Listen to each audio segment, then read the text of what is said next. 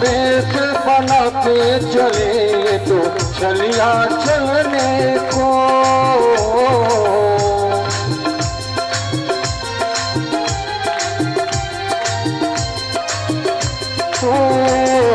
बामन base बना के चले तो चलिया चलने को। बामन बेस बना के चले तो चलिया चलने को। चलिया चलने को, चलिया चलने को, चलने को, चलिया चलने को, चलिया चलने को, चलिया चलने को, चलने को, चलिया चलने को। छोटा बगल में दबा के चले हैं, छोटा बगल में दबा के चले तो चलिया चलने को। बना के चले तो चलिया चलने को। बना के चले तो चलिया चलने को।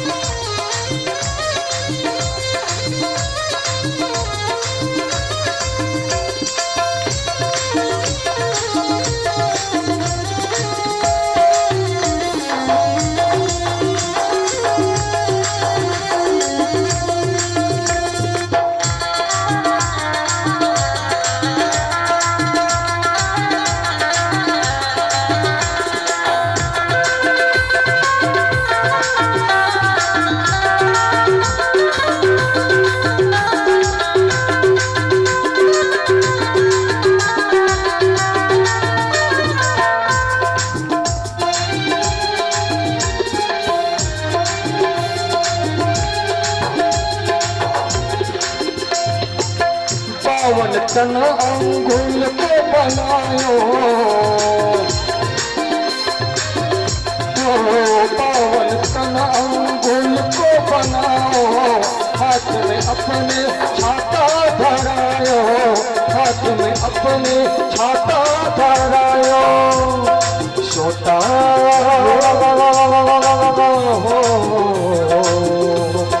छोटा बगल में दबा के चलो ये तो चलिया चलने को।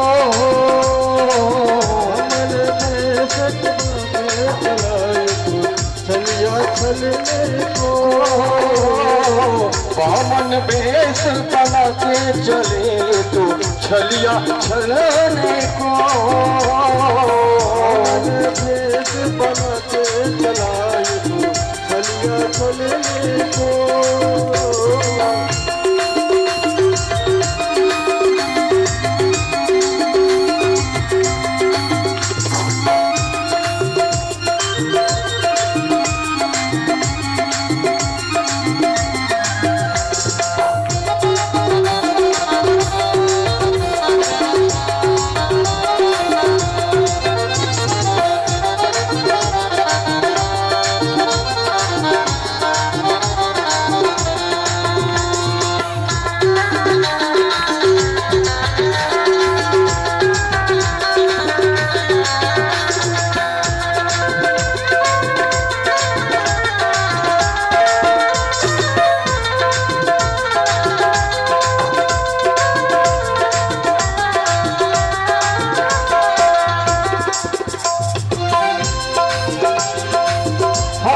कुंडल कर में माला, कुंडल कर माला। हाथ में कुंडल कर में माला, कुंडल कर माला। पहन लिए तन में मृग छाला, पहन लिए तन में मृग छाला। आसन आसन बगल दबा के चले तो छलिया छलने को, बामन वेश बना के चले तो छलिया छलने को, बना के चलाए तो छलिया छलने को।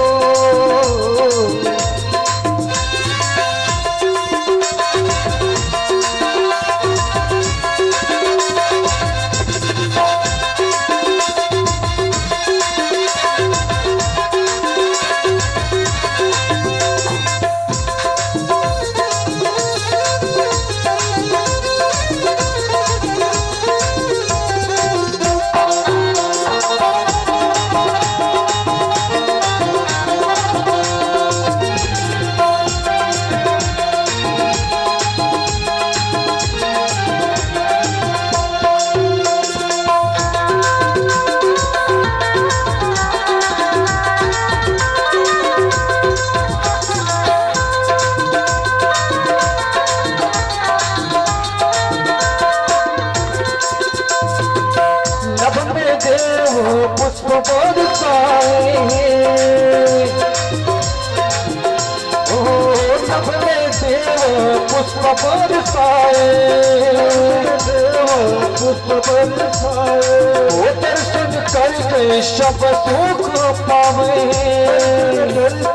सब सुख पावे ओ दर्शन करके सब सुख पावे, करके सब सुख पावे। आसन को आसन को बगल में दबाए चले हैं छलिया छलने को,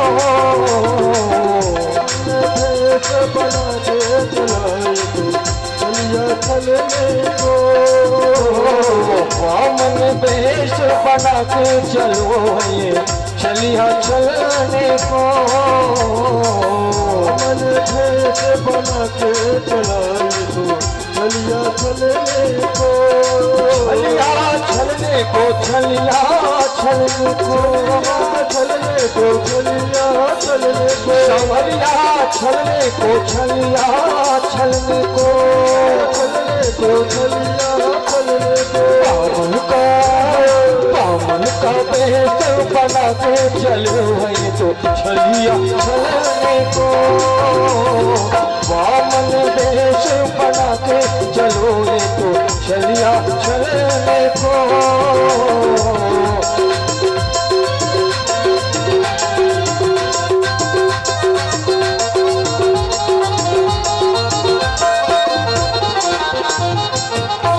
प्रेम से बोलो श्री बामन भगवान की। भगवान कहते हैं ऐसा नहीं है, हमें शास्त्रों के अनुसार संकल्प करवाना।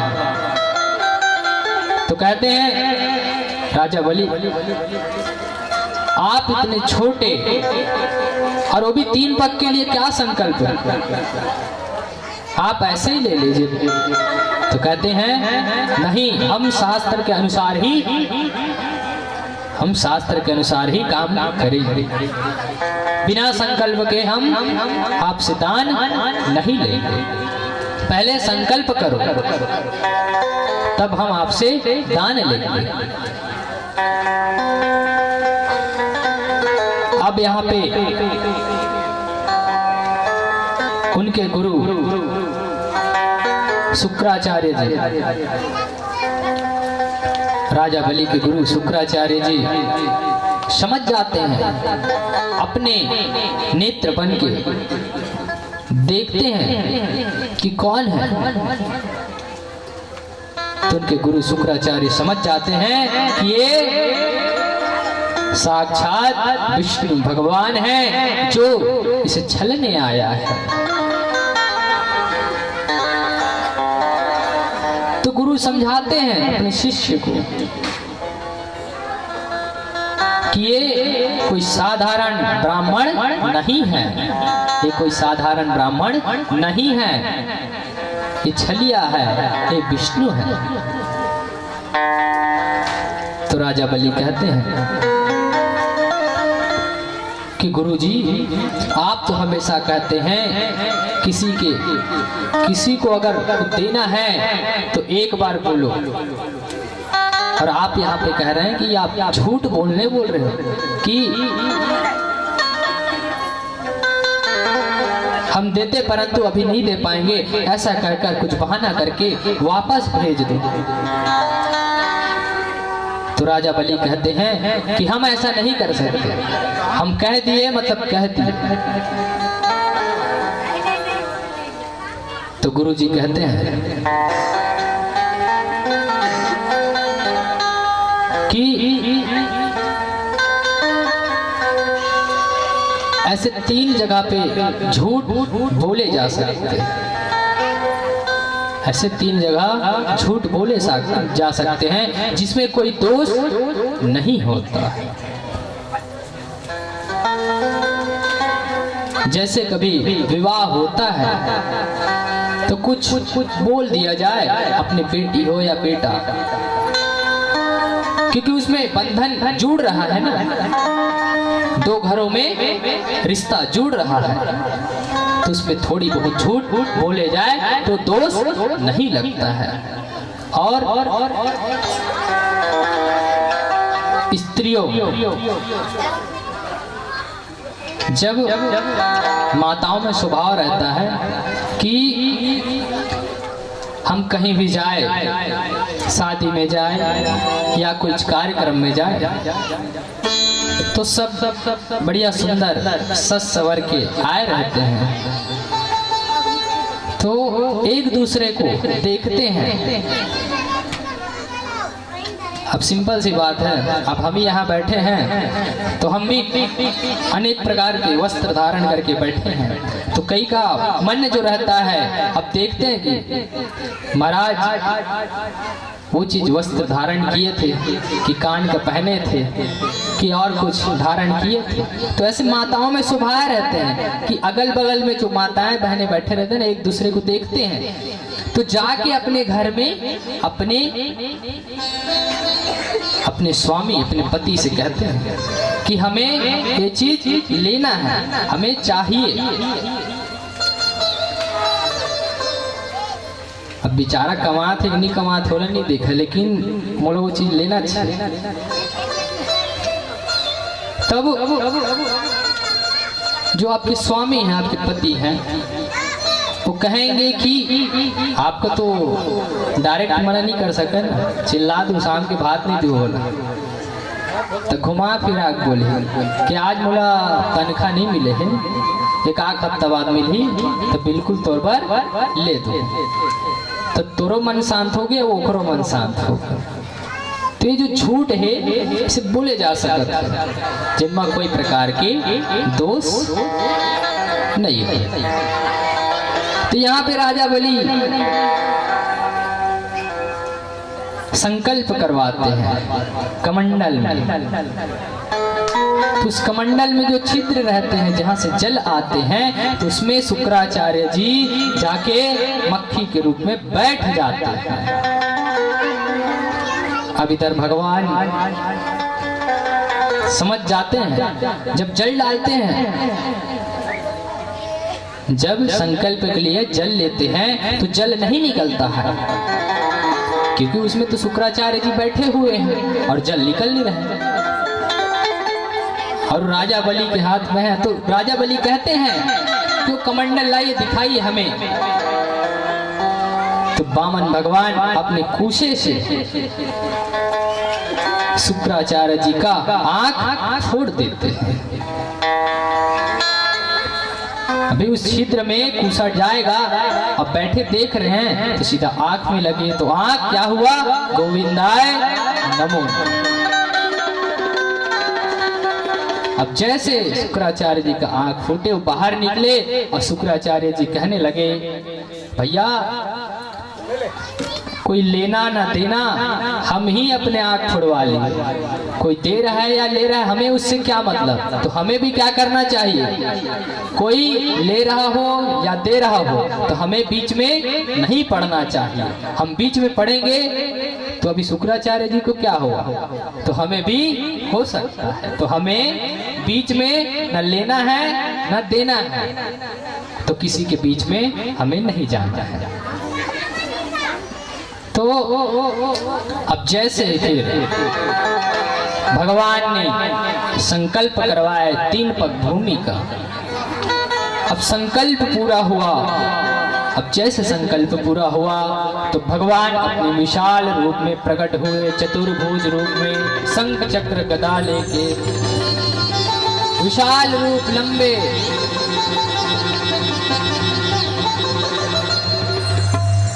अब भगवान को राजा बलि देखते रह गए, राजा बलि देखते रह गए कि भगवान इतने बड़े हो गए। अब जैसे कि अब भगवान ने 3 पग नापना प्रारंभ किए तो पहले पैर से अतल, बीतल, सूतल, तलातल, रसातल, महातल और पाताल, एक पैर से नाप लिया। दूसरे पैर से भू, भुआ और स्वा, मह, तप, जन और सत, दूसरे पैर से। तो जब यहाँ पे जब दूसरे पैर से भगवान ने नापे तो ऊपर के 7 लोगों को जब नापे हुए और इसी समय ब्रह्मांड छिद्र हो गए, ब्रह्मांड छिद्र हो गए। तो यहाँ पे कहते हैं उस छिद्र के माध्यम से श्री राधे आप सभी कथा को श्रवण करें, आपस में बातचीत तो होते रहेंगे। बोलिए वृंदावन बिहारी लाल की जय हो। तो जब भगवान दूसरे पैर से नापना प्रारंभ किए और नापे तो उस ब्रह्मांड से छिद्र हुए, तो उस ब्रह्मांड के माध्यम से भगवान के पैर से चिन्मय से बाहर से जलधारा भगवान के चरण कमल होते हुए, भगवान के चरण कमल होते हुए, तो यहाँ ब्रह्मा जी देखे तो कहने लगे ओहो भगवान के चरण वादक आ रहे हैं, कहने लगे ओहो भगवान के चरण वादक आ रहे हैं। तो यहाँ पे वही जलधारा ब्रह्मा जी की, वही जलधारा ब्रह्मा जी के कमंडल से होते हुए नीचे आई, वही कमंडल से नीचे आई और वह भृगुमंडल में, चंद्रमंडल में और सप्तऋषि मंडल में होती हुई स्वर्ग में आई और उसी जल धारा के 4 विभाग हुए, उसी जल धारा के 4 विभाग हुए। पहला है सीता, दूसरा है अलकनंदा, तीसरा है चक्षु और चौथा है भद्रा। ये 4 नदियां हुई। तो उसमें अलकनंदा, जो अलकनंदा है,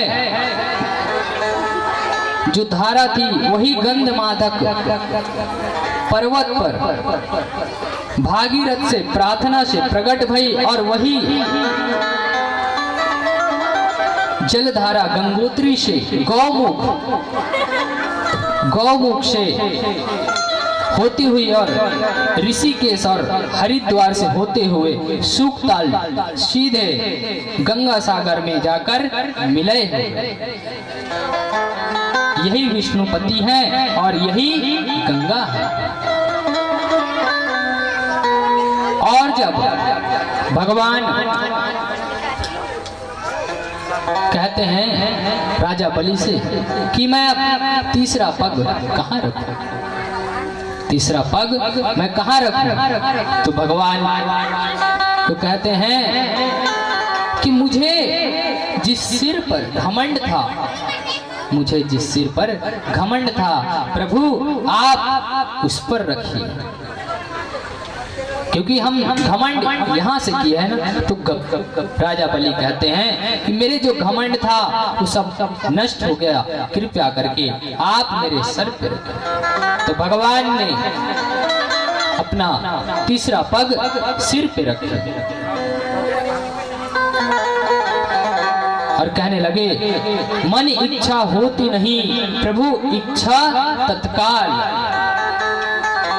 जाना तो चाहता था स्वर्ग पाताल भेज दिया। जाना चाहता था राजा बलि स्वर्ग, लेकिन पहुंच गया पाताल। अब भगवान ने राजा बलि के सब पाप खत्म हो गए। क्यों? क्योंकि भगवान ने तो उनके सर पर ही पांव रख दिए।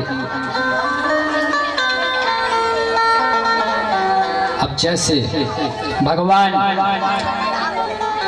बोले कि 10,000 वर्ष तक तुम सूतल लोक के राजा बनो और वहीं राज करो, वहीं राज करो। और वामन भगवान अपने सूतल लोक के द्वारपाल, सूतल लोक के द्वारपाल बन गए लक्ष्मी जी। जो सूतल लोक है ना, इसमें भगवान द्वारपाल है राजा बलि का। तो वहीं माता लक्ष्मी पहुंची। जब बैकुंठ से लक्ष्मी जी आई कि प्रभु नारायण कहाँ गए, तो लक्ष्मी जी जब राजा बलि के यहाँ आई तो बलि के हाथ में जो धागा बांधे, जिसको हम रक्षाबंधन के त्योहार से जानते हैं और मनाते हैं, तो वही त्योहार जो राजा बलि को माता लक्ष्मी ने बांधे हैं, तो वही त्योहार उसी दिन से हम मना रहे हैं, रक्षाबंधन। और ये रक्षाबंधन कब आता है? श्रावण सावन के महीना में आता है। और बढ़िया हम लोग अपने भाई को रक्षा सूत्र बांधते हैं। तो माता लक्ष्मी से कहती हैं, क्या चाहिए आपको? तो कहते हैं, माता कहती है कि आपके जो द्वारपाल में जो खड़े हैं, जो लंबी लंबी दाढ़ी वाले, उनको आप मुझे दे दीजिए, उनको आप मुझे दे दीजिए। तब राजा बलि कहते हैं भगवान को, ठीक है, अगर आपको वही चाहिए तो ठीक है, आप ले लीजिए। अब जैसे बलि बाहर आया तो भगवान को वहां नहीं देखे, क्योंकि भगवान वहां से अंतर्ध्यान हो गए थे।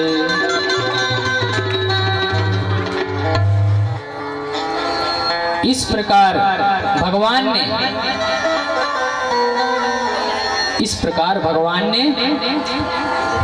राजा बलि का जो शव यज्ञ पूर्ण हो रहा था उसको विध्वंस किया और उसे 10,000 वर्ष के लिए सूतल लोक का राजा बनाया।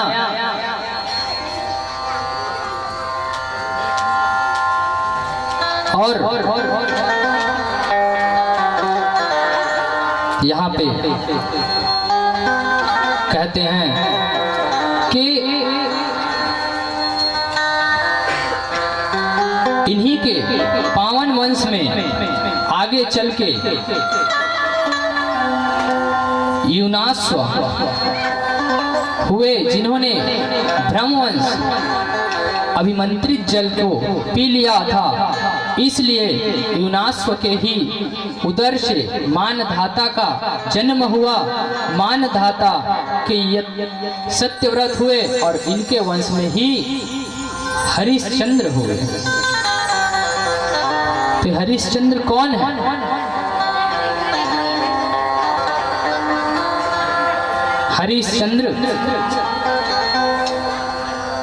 हरिश्चंद्र राजा बड़ा धनवान है,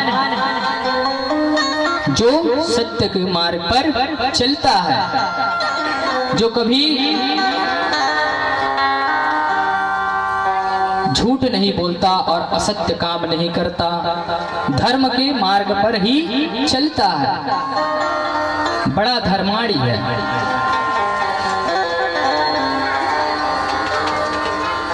वो जब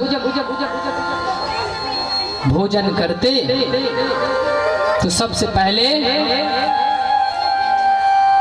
दान करते, उसके बाद ही भोजन करते, अन्यथा वो भोजन ग्रहण नहीं करते।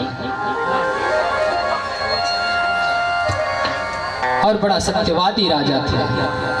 उनकी पत्नी तारामती और उनका बेटा रोहित हर दिन बढ़िया दान करते। दान धर्म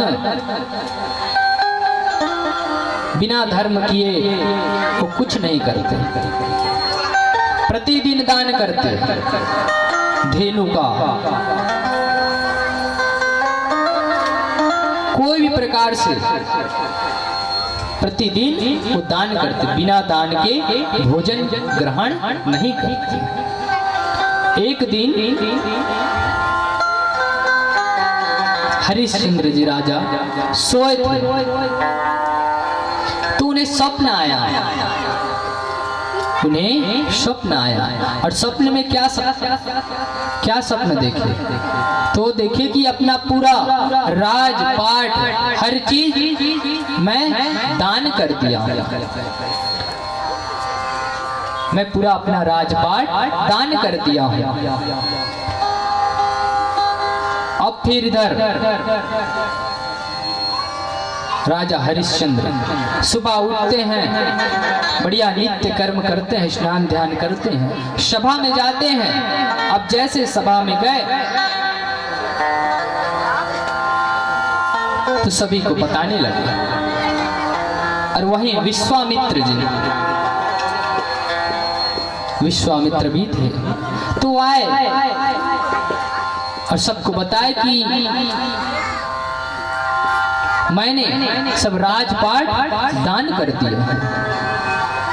तो विश्वामित्र जी को कहते हैं, क्या आप ये जो मेरे राजपाट हैं उनको स्वीकार करेंगे? तो विश्वामित्र जी कहते हैं, जी हाँ। अब राजपाट तो हाँ बोल दिया। और वहीं फिर भोजन किए विश्वामित्र जी, भोजन किए। भोजन होने के बाद विश्वामित्र जी कहते हैं, दक्षिणा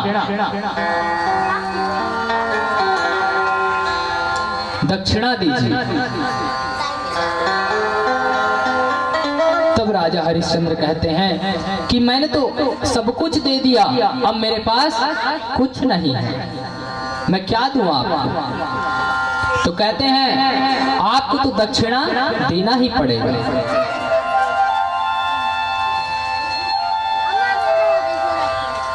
आपको दक्षिणा देना ही पड़ेगा।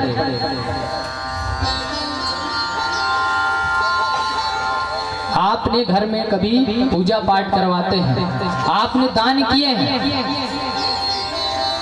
आपने दान कर दिए, चाहे कितना भी दे,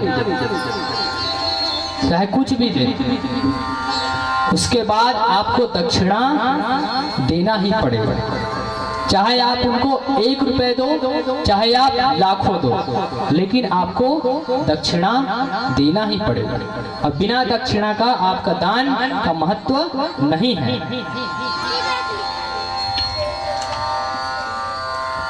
और दान अलग होता है और दक्षिणा अलग होता है। तो यहाँ पे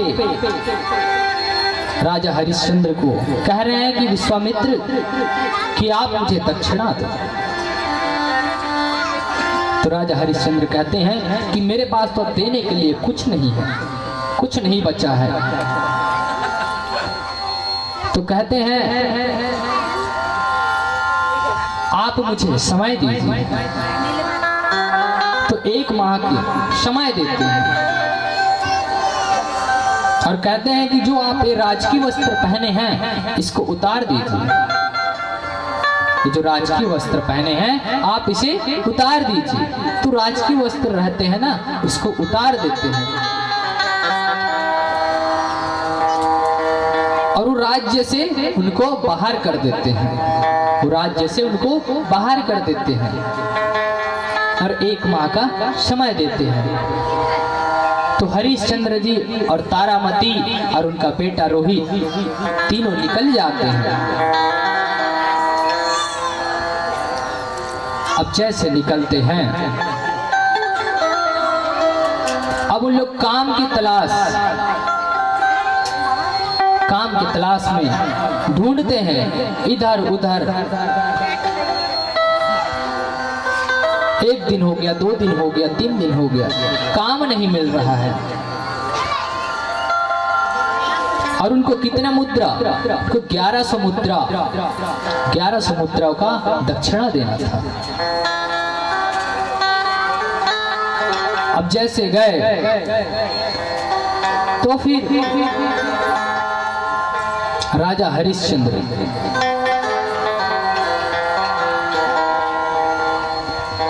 काशी में घाट शमशान है, कुछ चिताओं को जलाने के लिए काम में लगे। कितने मुद्रा में? 500। कोई भी चिता आता उसे लकड़ी में जलाने का काम करता। हरिश्चंद्र जो राजा हैं वो मरघट में काम करते। और इधर जो तारामती है एक ब्राह्मण के यहाँ बिक जाती है। कितने मुद्रा में? 500।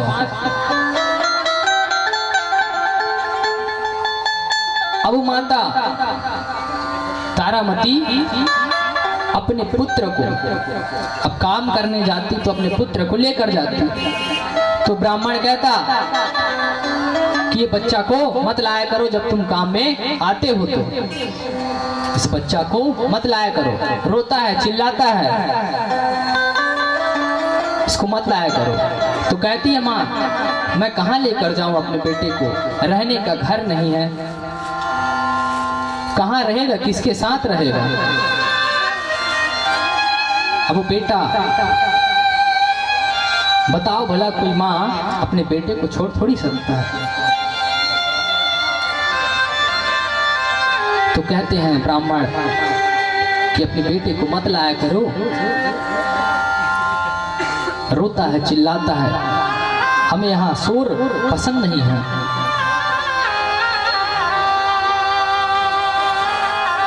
लेकिन वो तारामती देखो, अपने पुत्र को कैसे भी करके लेकर जाती थी और चुप कराने का कोशिश करती थी। तब एक दिन ब्राह्मण कहता है, ये फोकट में भोजन करता है, यहाँ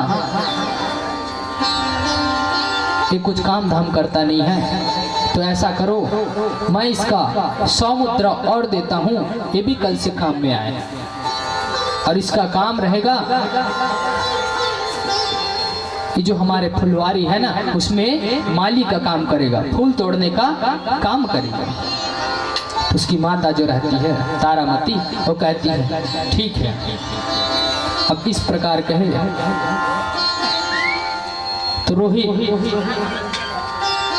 फूल तोड़ने का काम करता। अब बढ़िया काम करते तो एक दिन अपने सखाओं के साथ रोहित फूल तोड़ने गया।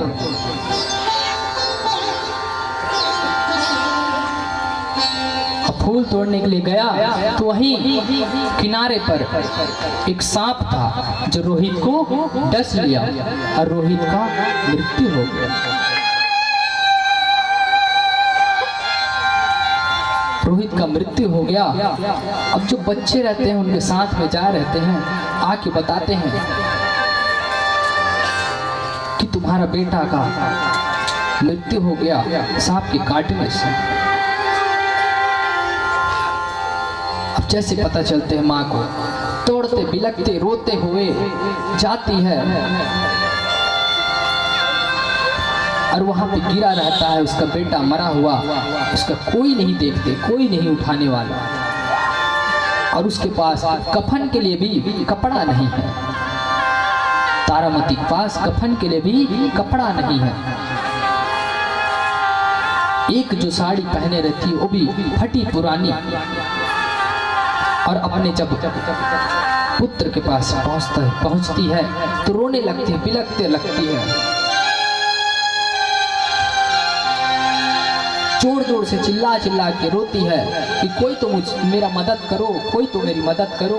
परंतु कोई नजदीक नहीं आते हैं और कोई नहीं जाते हैं। अपने गोद में ही उठाकर अपने पुत्र की लाश को ले जाती है।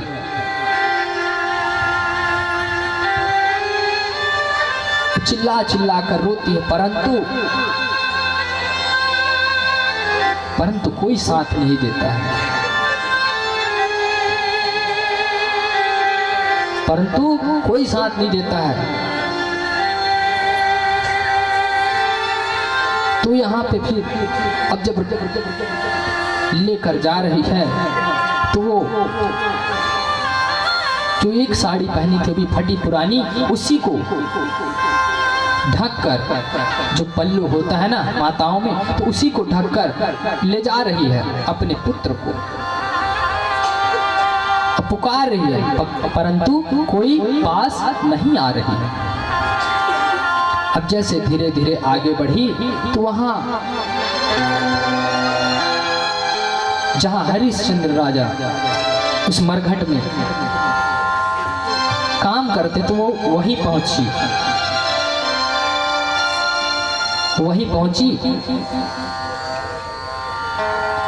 अब हरिश्चंद्र कहते हैं जब गए वहां तो इसके क्रियाक्रम के लिए पैसे लाए हो, इसके क्रियाक्रम के लिए पैसे लाए हो?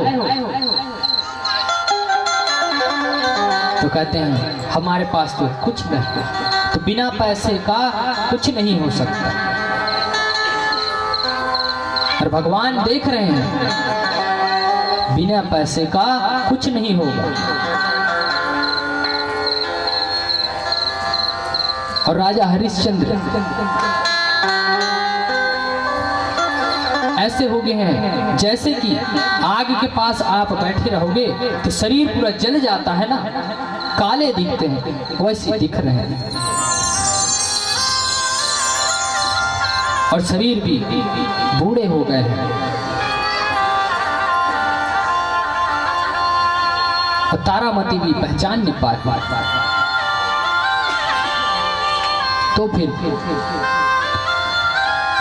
वहीं पे चिल्ला चिल्ला कर रोती है। तब वहां भगवान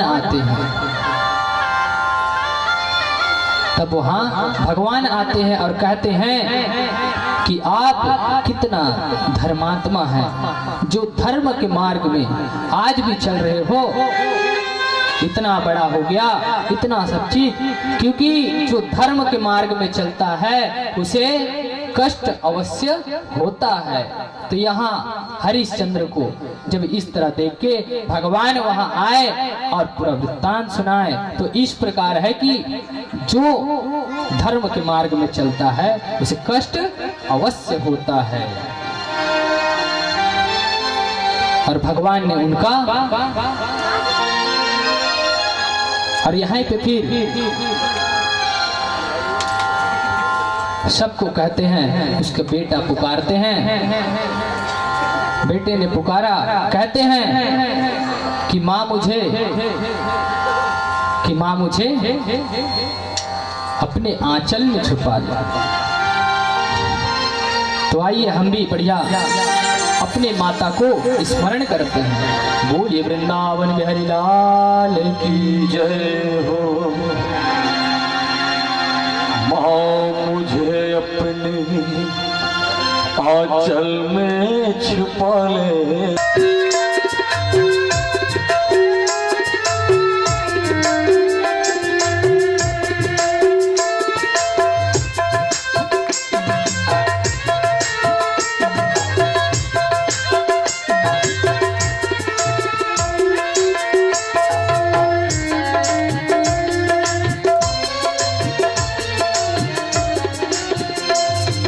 भूलने मेरी छोटी सी भूल जाओ माता, ऐसे कोई अपनों से नहीं रूठ जाता, कोई अपनों से नहीं रूठ जाता, ऐसे कोई अपनों से नहीं रूठ जाता। ओ भूल मेरी छोटी सी भूल जाओ माता, ऐसे कोई अपनों से रूठ नहीं जाता, ऐसे कोई अपनों से रूठ नहीं जाता।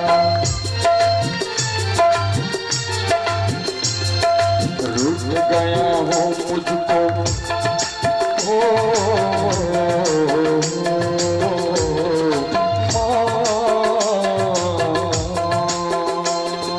रूठ गया हूँ मैं तो मुझको मना ले, गले से लगा ले कि तेरे सिवा कोई नहीं, तेरे सिवा कोई, ओ मेरी माँ कि तेरे सिवा कोई नहीं, तेरे सिवा कोई। हाँ मुझको तूने आंचल में छिपा ले, छिपा ले, गले से लगा ले, गले से लगा ले, और मेरा कोई नहीं, और मेरा कोई।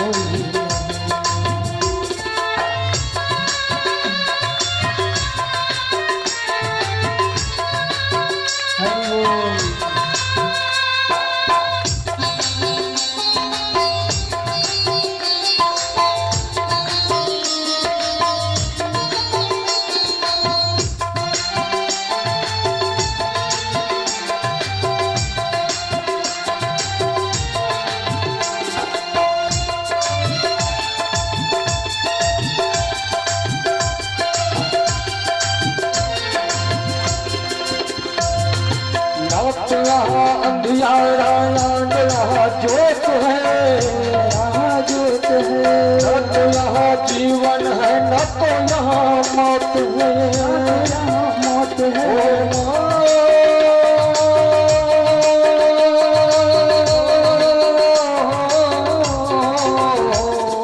न तो यहाँ अंधियारा न तो यहाँ जोत है, यहाँ जोत है, न तो यहाँ जीवन है न तो यहाँ मौत है, यहाँ मौत है।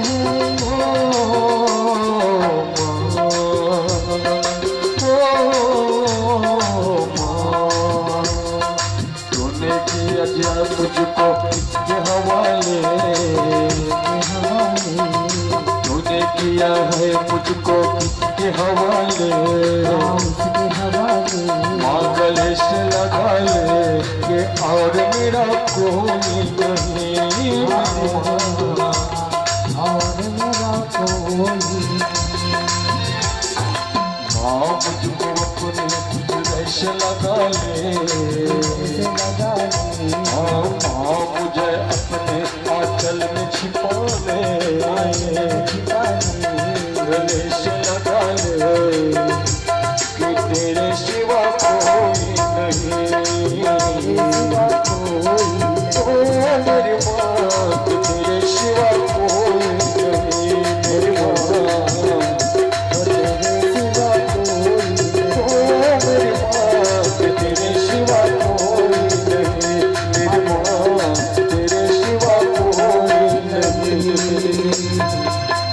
भक्ता भगवान की जय, माँ की ममता की जय।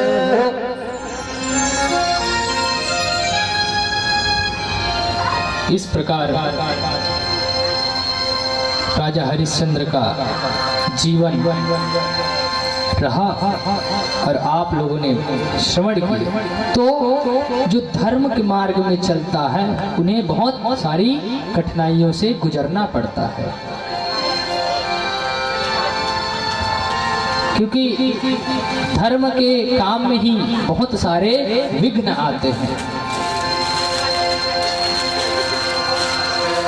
क्योंकि धर्म की करना चाहते हैं परंतु धर्म में बहुत सारे विघ्न होते हैं।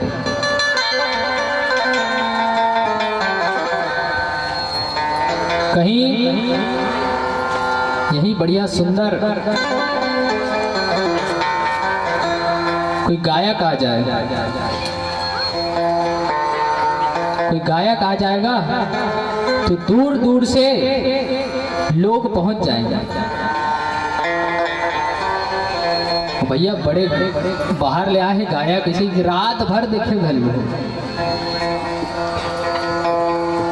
और जिनमें भगवान के काम हुई दिन में 5-6 आदमी मुश्किल से पहुंची। कहे आए भैया धर्म के काम में बहुत सारे विघ्न आते और जहां भगवान एक बार विराजमान हो गए तो विघ्न भी दूर हो जाता है। बोलिए वृंदावन बिहारी लाल की जय हो। तो हरिश्चंद्र के रोहित के बाहुक व बाहुक के सगर नामक पुत्र हुए। राजा सगर के 60,000 पुत्र। जब अश्वमेध यज्ञ का घोड़ा इंद्र ने चुराकर कपिल के आश्रम में बांध आए थे, कपिल के आश्रम में बांध आए थे। अब जैसे ही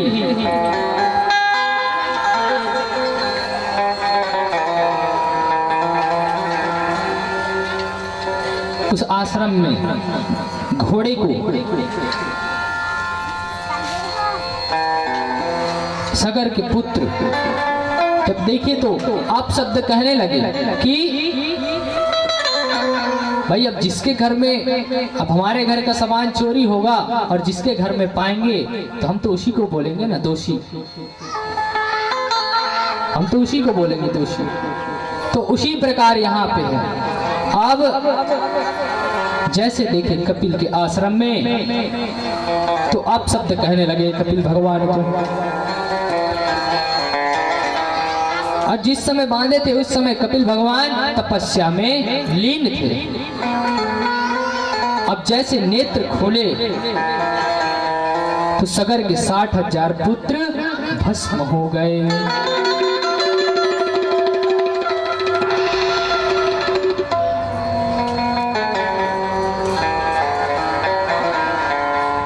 तो यहाँ पे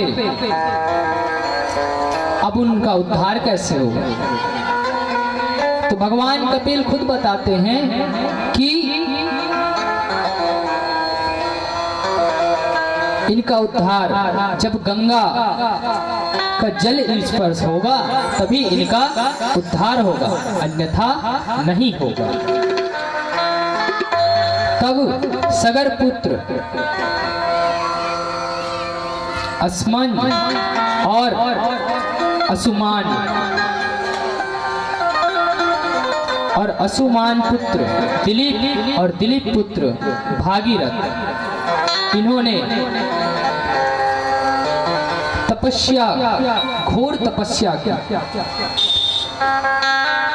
क्योंकि तपस्या में बहुत शक्ति है।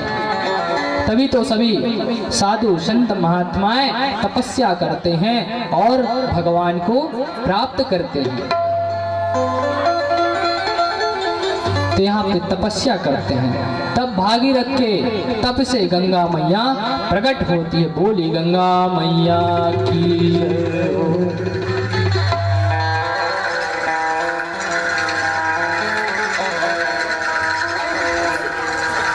और यहाँ पे जब गंगा मैया आई तो गंगा मैया इतनी तेज है जिसको कोई रोक नहीं पा रहे हैं।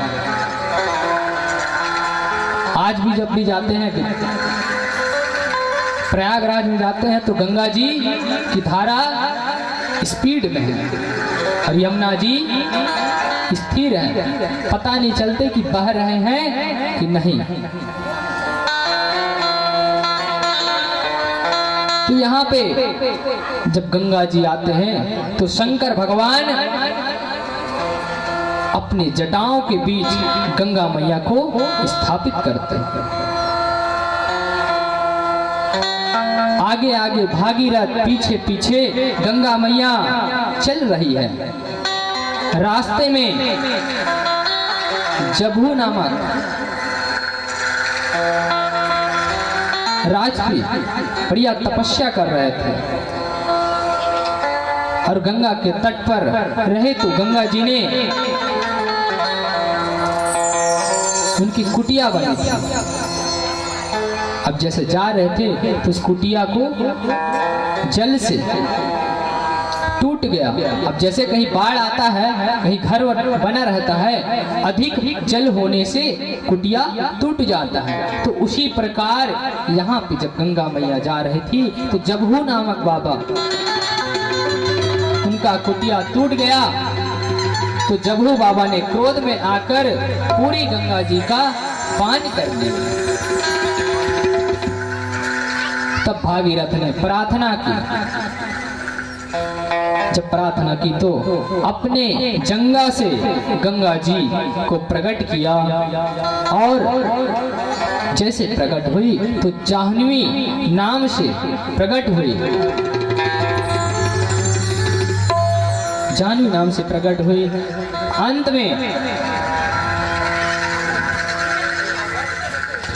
अंत में जहां सगर पुत्रों की भस्म पड़ी थी वहां जाकर गंगा जी मिलन हुई और जैसे ही अपने पावन जल का स्पर्श किया तो सभी सगर पुत्रों का उद्धार हो गया। बोलिए भक्तवत्सल भगवान की जय हो। तो इस प्रकार से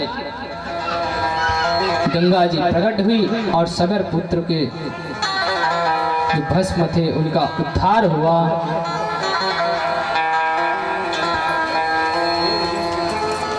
और एक समय की बात है कि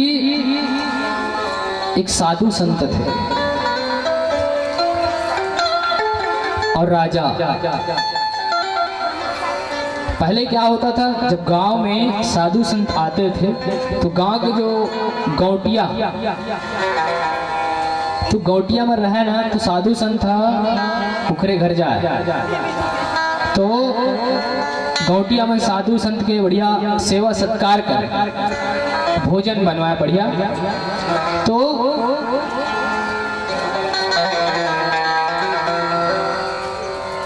जब भोजन बन रहा था साधु संतों के लिए, अब भाई बढ़िया पकवान बनवा रहे थे गौटिया गांव को। जब बनवात रही थी तो एक चील, बाज और एक सर्प उठा के उड़ गए। कभी कभी देखो नहीं, छोटे छोटे जो सर्प रहते हैं वो उठा के ले जाते हैं, तो वही प्रकार वो उठा के जात रही। अब बढ़िया थी भोजन बनत और राजा बढ़िया भोजन बनवात साधु संत को। तो बाज जो रही थे वो सर्प ले उठा के जात रहता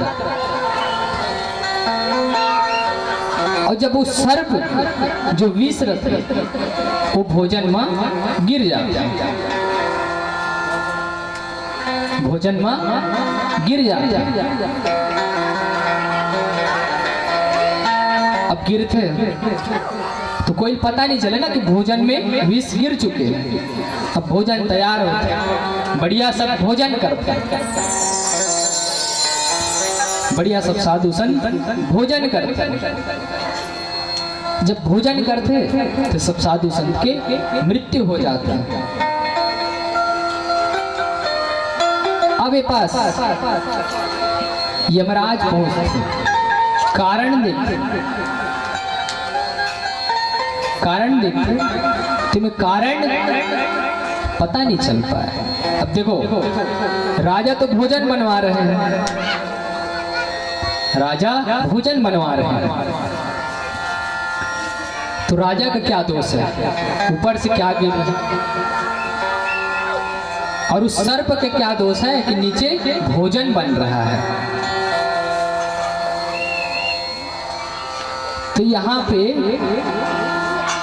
कहते हैं यमराज से जब निष्कर्ष नहीं निकले तो कहते हैं इस बात को यहीं क्या किया जाए, दबा दिया जाए।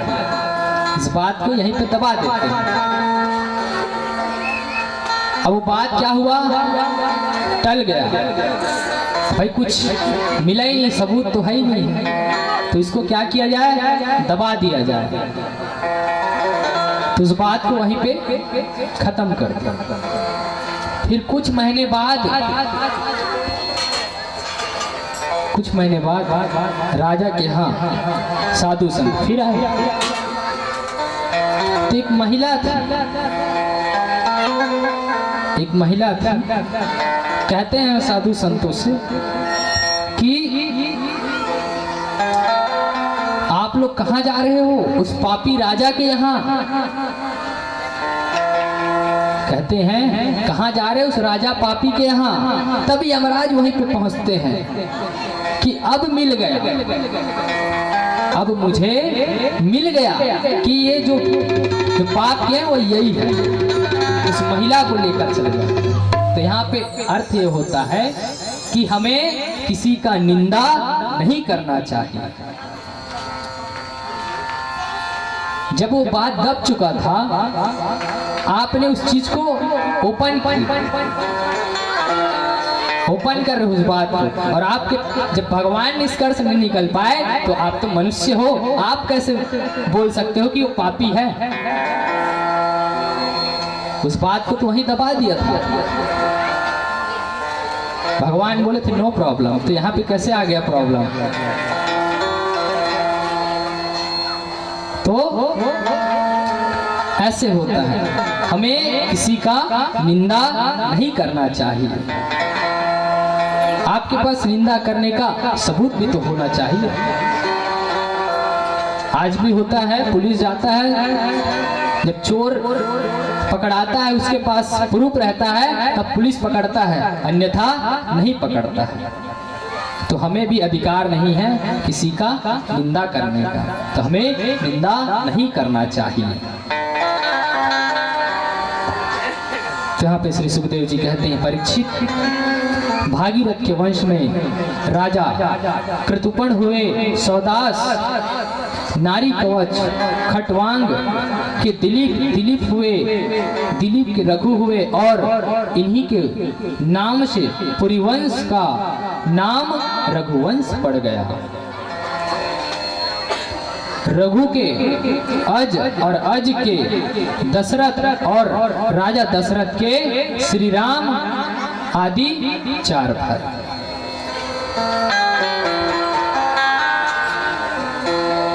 तो कहते हैं, तो आइए हम लोग भी बढ़िया दृश्य है, मनमोहक है। आप लोग कभी अयोध्या गए हैं? जो अयोध्या गए हैं उन्हें पता ही होगा कितना सुंदर मनमोहक है।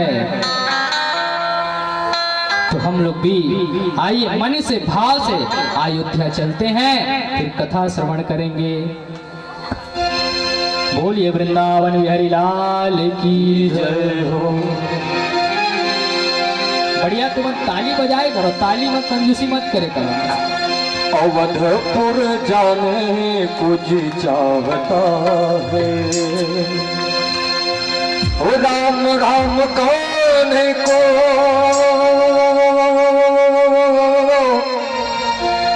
जी चाहता है।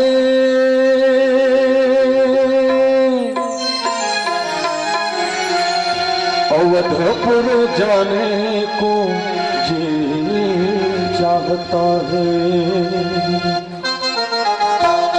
बढ़िया, दोनों हाथ उठा के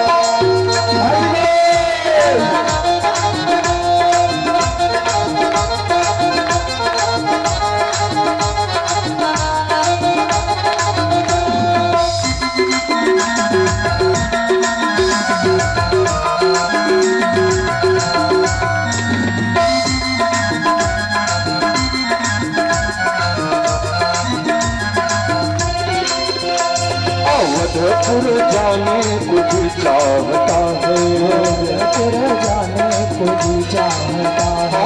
अवधपुर जाने कुछ चाहता है, अवधपुर जाने कुछ चाहता है। ओ राम राम गाने को जी चाहता है, ओ राम राम गाने को जी चाहता है। ओ राम राम गाने को जी चाहता है, ओ राम राम गाने को जी चाहता है, अवधपुर जाने को जी चाहता है, अवधपुर जाने को जी चाहता है, अवधपुर जाने को जी चाहता है, अवधपुर जाने को जी चाहता है।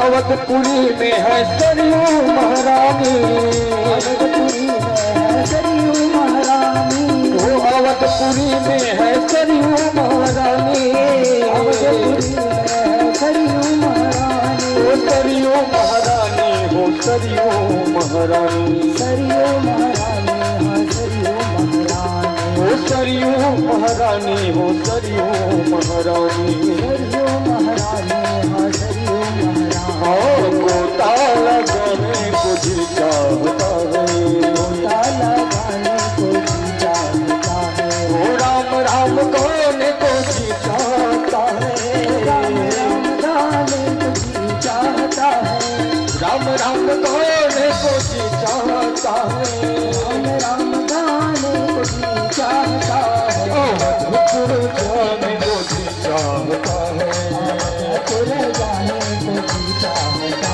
है, अवधपुर जाने को जी चाहता है, अवधपुर जाने को जी चाहता है।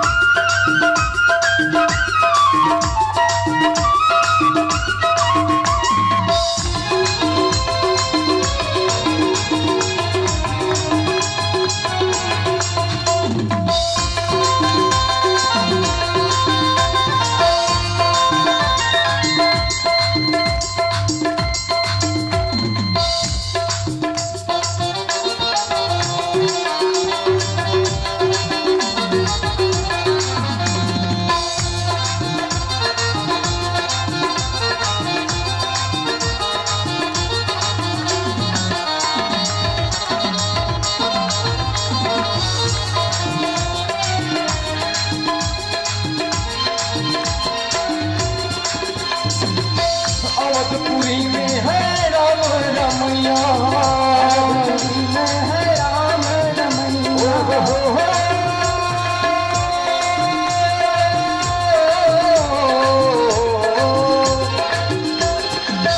अवधपुरी में है राम रमैया, राम रमैया, हो राम रमैया, राम रमैया,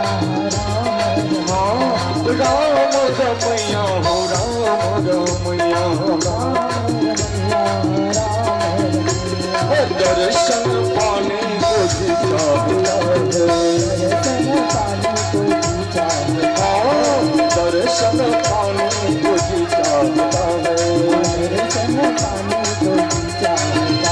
ओ राम नाम गाने को जी चाहता है, राम गाने को जी चाहता है, राम राम गाने को जी चाहता है, राम गाने को हरि बोल, अवधपुर जाने को जी चाहता है, अवधपुर जाने को जी चाहता है, हरि बोल, अवधपुर जाने को जी चाहता है, अवधपुर जाने को जी चाहता है, अवधपुर जाने को जी चाहता है, अवधपुर जाने को जी चाहता है, राम नाम गाने को जी चाहता है, राम नाम गाने को जी चाहता है।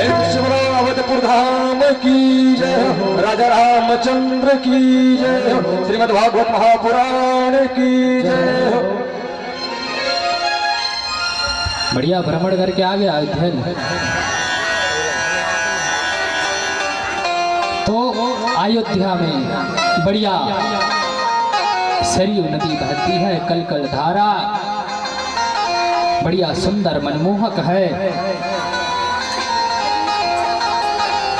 महुआ गे नहीं हो, मन में स्मरण करे तुम्हारे कस, लेकिन एक बार जाऊंगा तो काय मैं होली में वृंदावन में ही रही थी, इतनी बार नहीं रहा। तो एक बार सोचा था कि होली बार जब चाहूँ, बिहारी जी कृपा हो ही कि लॉकडाउन नहीं कर ही था, है ना। नहीं तो आजकल तो कोरोना चलत, वो एक दाई है ना, महामारी की। तो भगवान बिहारी जी इस संसार में कृपा करे कि जो महामारी है, जैन भी दाई है, जैन भी देवी देवता है, वो शांत हो जाए। तिखर से हम जैन श्रोतागण हैं, हम लोग जहाँ जाए की इच्छा है वहाँ चल देते और दर्शन करके आ जाते। तो यहाँ पे बढ़िया सुंदर अयोध्या धाम है और उत्तर दिशा में राजा दशरथ जी महाराज रघुवंश का शासन कर रहे हैं। और यहीं राजा दशरथ धर्म धुरंधर है, बहुत धर्मानी है, धर्म के मार्ग पर चलते हैं। इनकी 3 रानियां हैं, इनकी 3 रानियां हैं, कौशल्या, कैकेयी और सुमित्रा। ये रानियां आचरण पुनीत पवित्र है, आचरणों में सुंदर है, पवित्र है। प्यारे सज्जनों, आनंद रामायण में एक दिन महाराज दशरथ सुबह सरयू नदी में स्नान करने गए। सरयू नदी में स्नान करने के लिए गए। तो स्नान करने के लिए गए तो अयोध्या की कुछ माताएं बहनें राजा दशरथ जी को देखे तो कहने लगी कि बहन, आज किसका शकल देख लिए हमारा काम पूरा नहीं होगा। हम लोग खुद कहते हैं ना कि जिसका पुत्र नहीं रहता है, जब संतान नहीं रहता है, नहीं हो पा रहता है, तो जब देख लेते हैं तो कहते हो कि नहीं कि आज किसका शकल देख लिया, हमारा काम आज सफल नहीं होगा। इस प्रकार से जब वार्तालाप कर रहे थे कौन, अयोध्या के माताएं, तो राजा दशरथ जी सुन लिए। जब सुने तो उनका मन उदास हो गया। भाई, जिसके घर में ये जो गृहस्थी जीवन है, इस गृहस्थी जीवन में पुत्र पुत्री का होना बहुत आवश्यकता है। जिस घर में पुत्र पुत्रियां नहीं होते हैं, बच्चे का किलकारी नहीं उठते हैं, उस घर को घर नहीं कहते हैं, शमशान भूमि कहते हैं। आप 2 के 2 रहोगे, क्या आपके घर में किलकारी होगा? वो तो सुनसान मौन रहेगा ना। तो यहाँ राजा दशरथ जी को अब पुत्र मोह में, भाई इस गृहस्थी जीवन में पुत्र का होना अति आवश्यकता है। तो राजा दशरथ जी को अब पुत्र की कामना होने लगी, पुत्र की कामना होने लगी।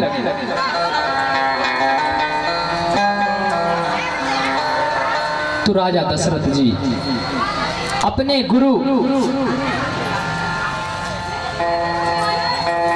जब इस तरह का बात सुने,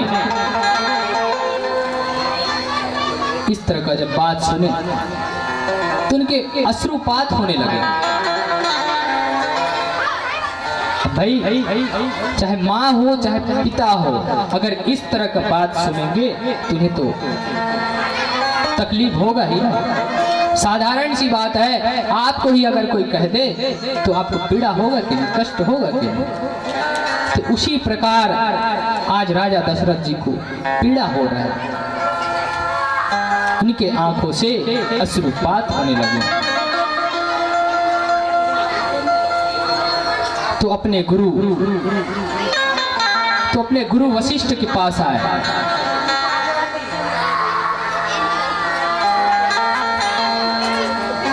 अपने गुरु वशिष्ठ के पास आए।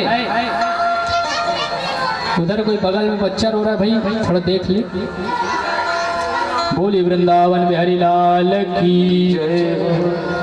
तो राजा दशरथ अपने गुरु वशिष्ठ के पास आए और अपना सारा वृत्तांत सुनाए और कहते हैं कि जो शिष्य या भक्त अपने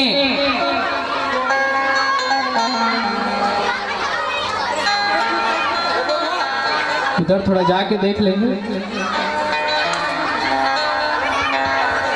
आप लोग बैठे रहिए, उधर देख लेंगे। प्रेम से बोलो वृंदावन बिहारी लाल की जय। तो राजा दशरथ अपने गुरु वशिष्ठ के पास गए।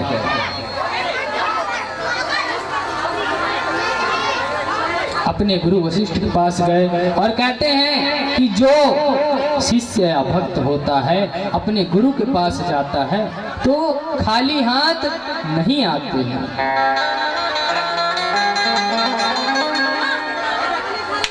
क्योंकि गुरु का आशीर्वाद भक्त के लिए और शिष्य के लिए बहुत महत्वपूर्ण है और गुरु का होना और अति आवश्यकता है।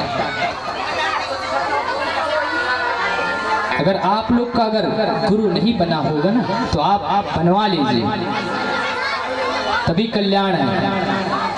जो 28 नर्क है ना उसमें बैतरणी नदियां भी आती है, तो उसमें जो गुरु रहते हैं जिनका, तो वही बैतरणी नदियां को गुरु के माध्यम से, और जब गुरु बनाते हो तो बछिया दान करते हो ना, तो वही बछिया पूछी धर के जाना पड़ता है। ठीक है, तो गुरु होना अति आवश्यकता है। आप गुरु किसी को भी बनाए लेकिन आपका गुरु होना अति आवश्यकता। तो यहाँ पे दशरथ जी अपने गुरु वशिष्ठ के पास गए हैं, अपना वृत्तांत सुनाए। कहते महाराज मैं संसारिक मोह माया में रहता हूँ, ग्रस्त जीवन वाला हूँ, मेरा पुत्र नहीं है। कृपया करके आप मुझे ऐसा कुछ उपाय बताइए जिससे मुझे पुत्र हो। तो कहते हैं आप चिंता मत करो। उसी समय गुरु जी ने आश्वासन दिया और कहते हैं हर आरजू हमेशा अधूरी नहीं होती, हर आरजू हमेशा अधूरी नहीं होती। भगवान और भक्त के बीच में दूरी नहीं होती। मिल जाए जिसे अपने सद्गुरु का प्रेम, उसे फिर किसी और की जरूरत नहीं होती।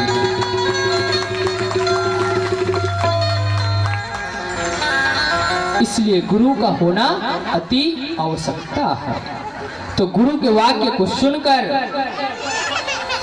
सतगुरु जी की कृपा से आज गुरुदेव कह रहे हैं राजन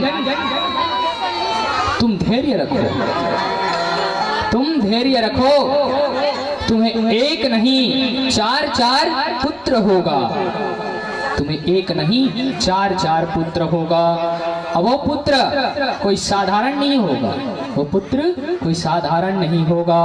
तो कहते हैं धरहूं धीर होई हरि सुत चारी, त्रिभुवन विदित भागत भयहारी। कहते हैं धीरज धीरज धरो। हमें कोई चीज पाना है तो हमें धैर्य रखना है, तुरंत नहीं हो सकता है, धैर्य रखना पड़ेगा।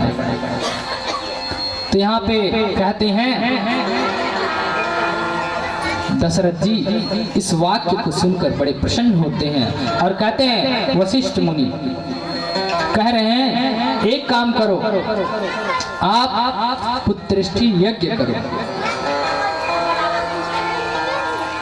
और ऋषि श्रृंगी से मिलो। तो कहते हैं राजा कि हमें संत कहाँ मिलेंगे? तो गुरु कहते हैं वशिष्ठ जी कि आप ऋषि का चिंता मत करो, आप यज्ञ की तैयारी करो, हम उनको ले आएंगे। ऐसे कहते हैं। तब यहाँ से तो यहाँ पे कहते हैं शिष्य के कार्य वह विनम्रता पूर्वक गुरु के शरण में जब शिष्य अपने गुरु के शरण में जाता है तो विनम्र पूर्वक अपना वृत्तांत सुनाता है। तो गुरु का कर्तव्य है कि उनका काम अवश्य करे। तो यहाँ पे दशरथ जी का काम गुरु महाराज वशिष्ठ कर रहे हैं और बढ़िया सुंदर आज नवमी तिथि मधुमास पुनीता और शुक्ल पक्ष अभिजीत हरिप्रीता। चैत्र मास आ गया, सुंदर बसंत ऋतु आ गई, शुक्ल पक्ष अभिजीत नक्षत्र और नवमी तिथि आ गई। अपितु सब कुछ सुंदर हो गया और देवता लोग आने, अब यहाँ पे कहते हैं आने लगे और सुंदर स्तुति करने लगे। और यहाँ पे भगवान का सुंदर स्तुति कर रहे हैं और कुछ ना कुछ शब्द उपहार लाए हैं। तो आइए हम भी बढ़िया सुंदर सभी देवता के लोग जैसे हम भी स्तुति करते हैं, स्मरण करते हैं और भगवान हमारे बीच राम जी का प्राकट्य है। बोलो राम भगवान की जय हो। तो आइए हम लोग भी भगवान राम की स्तुति करते हैं और उनका जन्म का स्मरण करते हैं, उत्साह मनाते हैं। तो आइए भय प्रगट की पाला दीन दयाला कौशल्या हितकारी,